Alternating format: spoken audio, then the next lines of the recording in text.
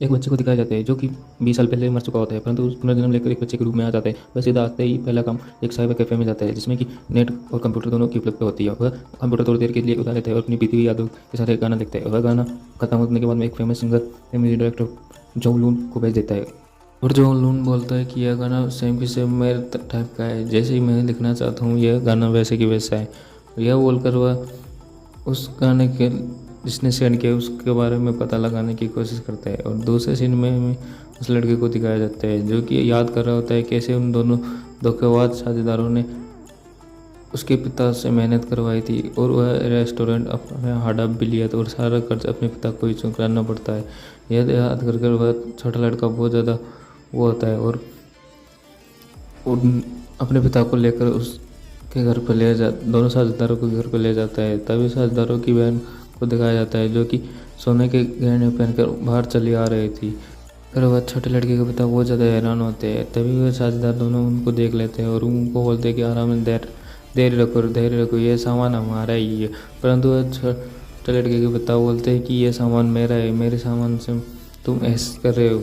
मैं बाहर जाकर मेहनत मजदूरी करके उस रेस्टोरेंट का कर्ज उतार रहा हूँ, परंतु तुम्हें कि थोड़ी सी भी लज्जा नहीं आती और तुम मेरे साथ उस रेस्टोरेंट का पूरा कर्ज चुकाओगे। परंतु दोनों साझेदार मना करने लग जाते हैं और बोलने लग जाते हैं कि हमारा उस रेस्टोरेंट से कोई भी ताल्लुकात नहीं है और वह अपने आप को पीछे हटाने लग जाते हैं। परंतु वह छोटा लड़का बोलता है कि रहने दो पिताजी, अब इन दोनों से एक हस्ताक्षर ले ले जिस पे लिखा होता है कि तुम्हारे दोनों साझेदारों का उस रेस्टोरेंट से कोई भी वो समझौता या फिर ताल्लुकात नहीं है।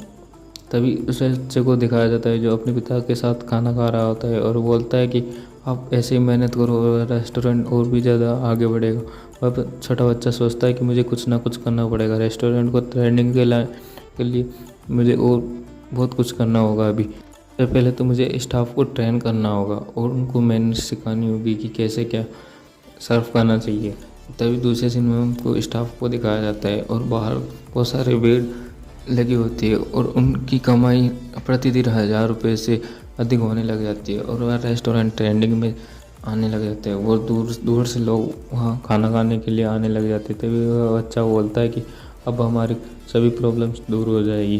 तब छोटा लड़का बोलता है कि मुझे किराए को बनाए रखने के लिए कुछ ना कुछ उपाय करना होगा और वह कुछ ना कुछ उपाय करता है। तभी दूसरे सीन में हमको दिखाया जाता है वो व्यक्ति रेस्टोरेंट के बाहर जाता है और एक लग्जरी गाड़ी में से एक बंदा उतर के बाहर आता है।